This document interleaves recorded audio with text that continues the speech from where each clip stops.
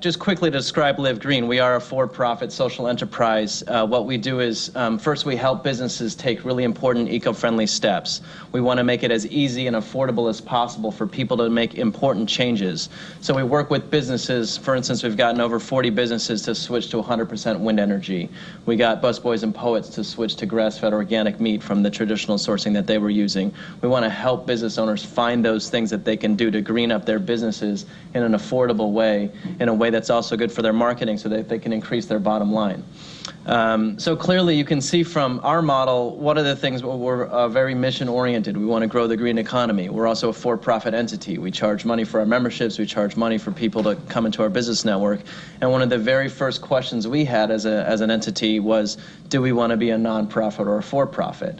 I can tell you that in the initial discussions of what we wanted to do, we just kind of all assumed it would be a nonprofit. It's very mission-based. If we started a nonprofit, clearly there's a set of funding mechanisms that would be available to us in terms of foundations, in terms of donors. There's also the tax implications of not being taxed on our profits. We filed to the IRS, and the IRS sort of denied us for a number of reasons, but it also opened up a conversation. When the IRS sent us their letter back of what we needed to change to kind of fit within their mold of what they believed a nonprofit should be, we had a really hard discussion about, does it make sense for us to continue to be a nonprofit and change our mission a bit, or should we do what we want to do and be a for-profit? What we ultimately decided, obviously, is to be a for-profit, and there's a few reasons. One is, while it sort of closed the door on foundations and donors, it opened the door to social venture capitalists and people who are willing to invest in social enterprises. And that movement is growing and is expanding. And there's actually, I think, more money available in that world than in the foundation and the nonprofit world. Another thing was, we weren't planning on making much profit anyway. If we want to make revenue and we want to change the world in some significant way, but we want to spend that revenue on our programs and our services and our staff. So the expectation wasn't, to build a whole bunch of money for our shareholders that would then get taxed. If we're going to make revenue, we're going to spend it. So the tax implications of being taxed on our profit wasn't as big of a deterrent as it might be for some. The other things it did was it opened up some of our ability to just kind of do more of what we wanted to do. One of the things that the IRS did not like us doing as a nonprofit was proactively endorsing and supporting for-profits. There are some for-profits that create these, nonprofit shells and pretend that, no, this is not nonprofit, we're just doing general education, but ultimately it's a way to avoid taxes. When they looked at our model, they kind of thought, well, are you doing that? Are you just a nonprofit arm of for-profit entities trying to make more money? This is sort of we've kind of created this weird model where we are a for-profit entity, and generally for-profits don't ask for contributions or donations, but we ask people to join our membership, join as members of Live Green, and we say membership starts at $18 and it goes up to $100, and just give us as much as you feel like you want. And some people just pull out $100 and say, I think what you're doing is great, and here's $100. And we make it very clear that that's not a tax-deductible contribution, but people just believe in our mission and believe in our cause.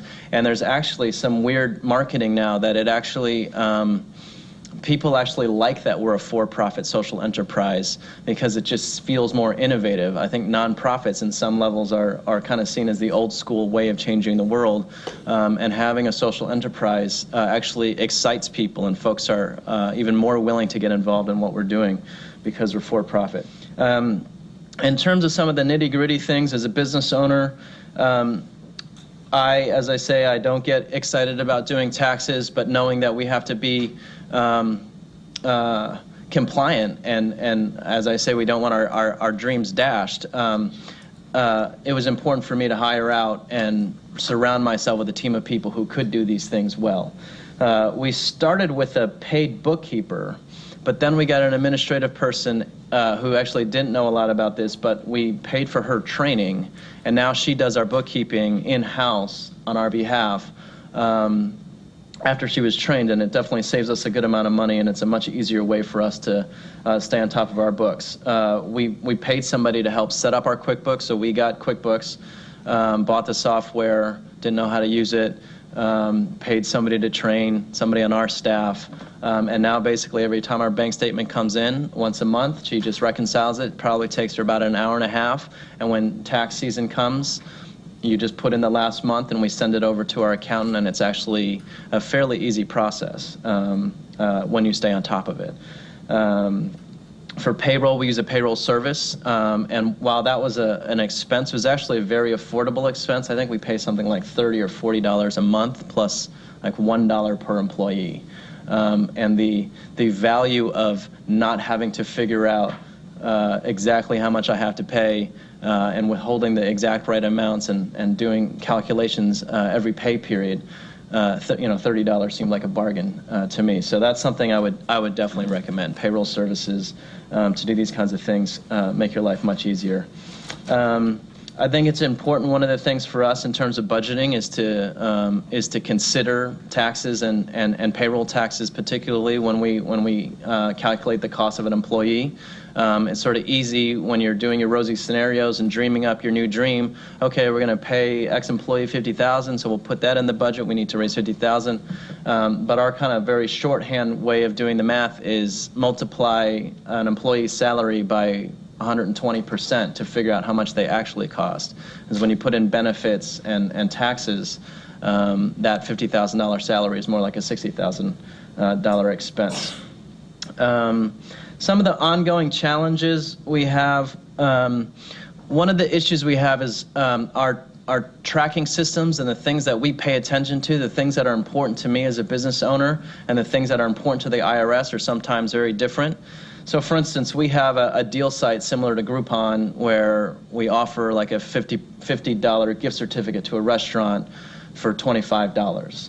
When we sell that product on our site, we keep only 25% of that money, and the rest of the money goes to the vendor. But it comes into our system as quote-unquote revenue or income, and then it goes right back out to our vendor.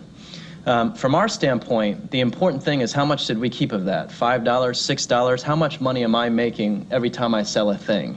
As a business owner, obviously, my revenue and what stays in Live Green is what's important. But from the IRS's perspective, all of that is income or revenue, and all of that has tax implications. So figuring out your systems is a really, really important thing. There's like 3 or 4 other examples just like that for me, where the things that I care about are different from our systems. And this is an ongoing challenge for us because our administrative operations manager needs to keep track of how we're doing financially and then needs to keep the books for our accountant. And right now there are essentially 2 or 3 different systems that she's all maintaining, and it's actually very inefficient. I actually have no idea how to fix this, but we're working on it and trying to make our systems fit with QuickBooks and still give us the information that we need. And finally, I would just say, for me, my business is about changing the economy, supporting business people who are doing it right, making it easier for consumers to be green. I know what my goals are, and ultimately every day I walk into work, I'm focused on those goals. But then I have to make sure that the taxes and the policies and the regulations, we're in compliant with that, and we're making that work for us. So we're not driven by tax policy, we're driven by the mission, but then we figure out how to make sure we're compliant and doing all the right things.